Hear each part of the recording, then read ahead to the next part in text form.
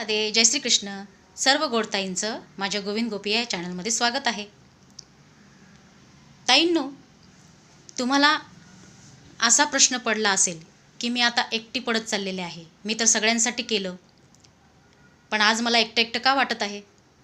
मी तर रोज श्रीकृष्णाचं नाव घेते, रोज त्याचं नामस्मरण करते, रोज त्याच्या नावाचा जप करते, तरी पण मला एकटं एकटं का पाडलं देवानी श्रीकृष्णाने. तर ताईंनो, मी तुम्हाला सांगते की तुम्ही भाग्यवान आहात. कारण आता तुमचा हात त्या परमपिता परमेश्वर श्रीकृष्णाने धरलेला आहे, हे गॅरंटी. कारण एकदा का श्रीकृष्णाच्या भक्तीचा रंग चढला ना, तर दुसरा कुठलाच रंग चढत नाही, हे लक्षात घ्या. कारण श्रीकृष्ण हा पूजनीय आहे, वंदनीय आहे, पण अनुकरणीय थोडासा कठीण आहे. ते मी तुम्हाला सांगते. म्हणजे श्रीकृष्णाचे भक्त जे असतात ना, ज्यांना श्रीकृष्णाने आपलंसं केलेलं असतं, त्यांना तो एकटं एकटं ठेवतो. याच्यामागे कारण आहे. कारण हा जो माया प्रपंच हा सगळा खोटा खेळ आहे. हे भगवद्गीतेत पण लिहिलेलं आहे, आपल्याला माहिती आहे. तरीसुद्धा आपण त्याच्यात अडकतो. बरोबर? आपण त्याच्यातून निघण्याचा प्रयत्न करतो, पण निघू शकत नाही. मग श्रीकृष्ण काय करतात?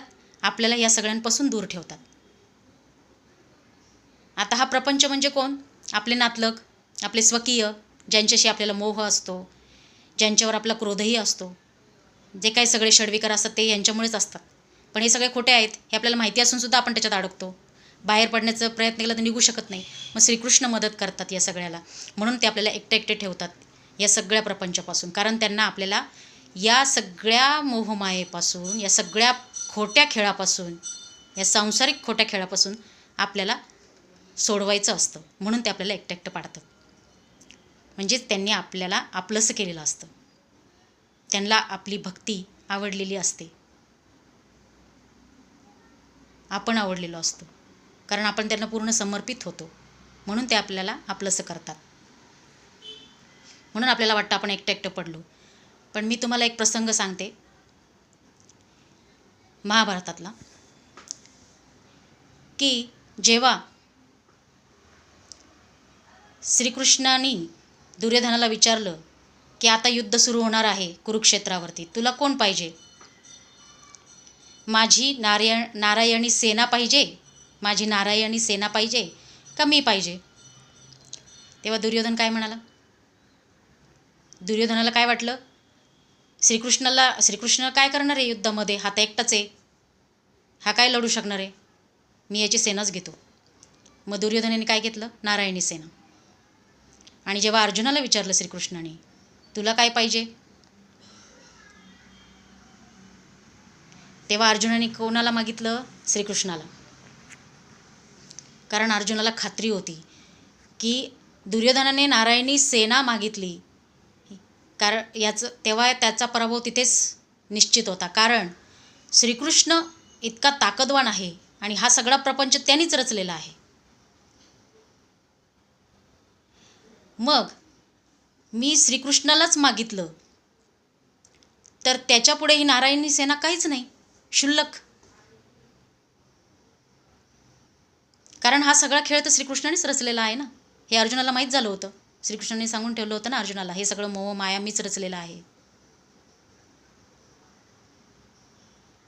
ठीक आहे. म्हणजेच काय? ज्यांच्या बाजूनी श्रीकृष्ण उभा असतो, ते जे एकटे पडलेले असतात, त्यांच्या बाजूनी जर श्रीकृष्ण उभे राहिले तर विजय त्यांचाच असतो.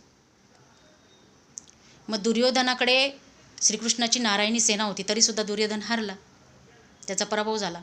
आणि श्रीकृष्ण पांडवांच्या बाजूने उभे होते एकटे, मग पांडव विजयी झाले. याचाच अर्थ ज्यांच्या बाजूने श्रीकृष्ण उभे असतात ते एकटे जरी असले, एकटे पडले असले, तरी विजय मात्र त्यांचाच होतो. एवढी ताकद श्रीकृष्णामध्ये आहे. आणि सगळ्या मोहमायापासून आपल्याला श्रीकृष्ण वेगळे ठेवत असतात. पांडवांना आता मी तुम्हाला अजून एक सांगते की भगवद्गीता ही खरं तर आपल्यासारख्या मानवांसाठीच श्रीकृष्णाने सांगितलेली आहे. अर्जुन हा निमित्त होता. कारण तुम्ही बघा, रामराज्यामध्ये श्रीराम आपल्याला काय सांगतात? मर्यादेत राहायचं कसं. पण हे कलियुग आहे.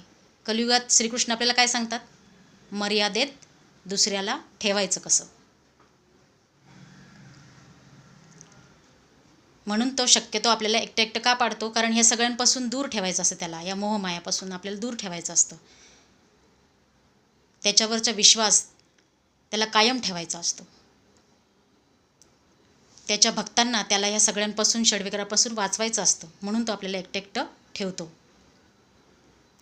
त्यामुळे घाबरण्याचं काहीच कारण नाही, चिंता करण्याचं कारणच नाही. म्हणजे याचाच अर्थ तुम्ही आनंद व्यक्त करायला पाहिजे की श्रीकृष्ण तुमच्या बाजूनी झालेत, हे निश्चित आहे.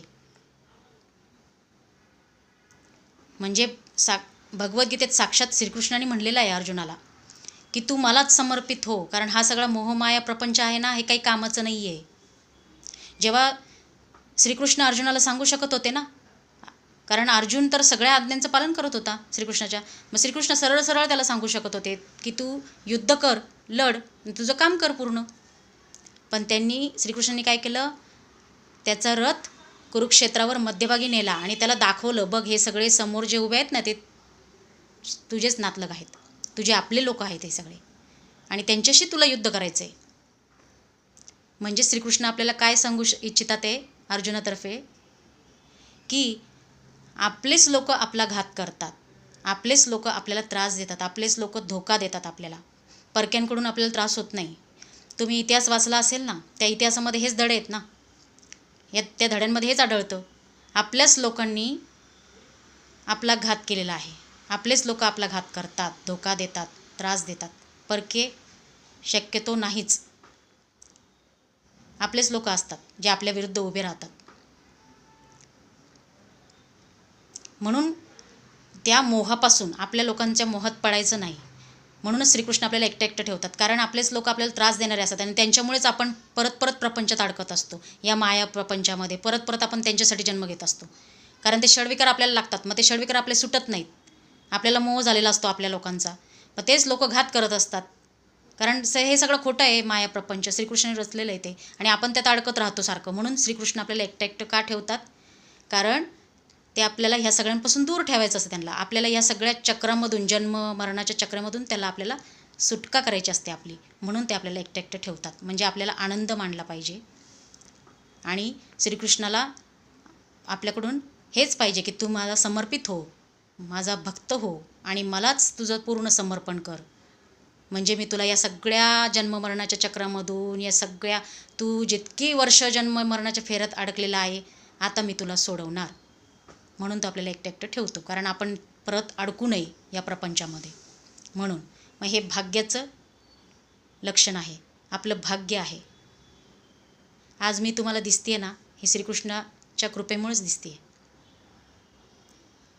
त्याची कृपा आहे म्हणून मी आज तुमच्याशी बोलत आहे. नाही तर एक वेळ अशी आली होती की मलाही गोंधळ झाला होता माझा की हे सगळं काय आहे, हे माया प्रपंच. आपण वैतागतो ना हे सगळ्यामध्ये.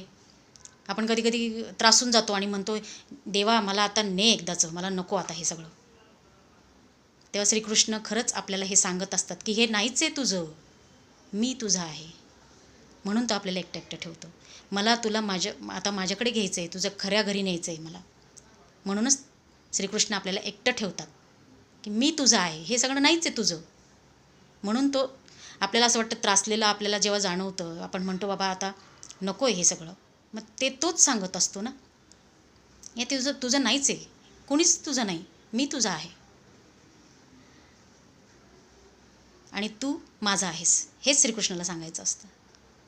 म्हणून तो आपल्याला एकटं एकटं ठेवतो. मग हे भाग्यवर्धक आहे. ठीक आहे. व्हिडिओ आवडला असेल तर शेअर करा, सबस्क्राईब मात्र नक्की करा, कारण आम्हाला प्रेरणा मिळते. मग नवीन नवीन माहिती अशी आम्ही तुम्हाला सादर करू शकतो. सबस्क्राईब नक्की करा. ठीक आहे. धन्यवाद. राधे राधे. जय श्रीकृष्ण. आनंदी रहा, हसत रहा, श्रीकृष्णाचं नाव घेत रहा.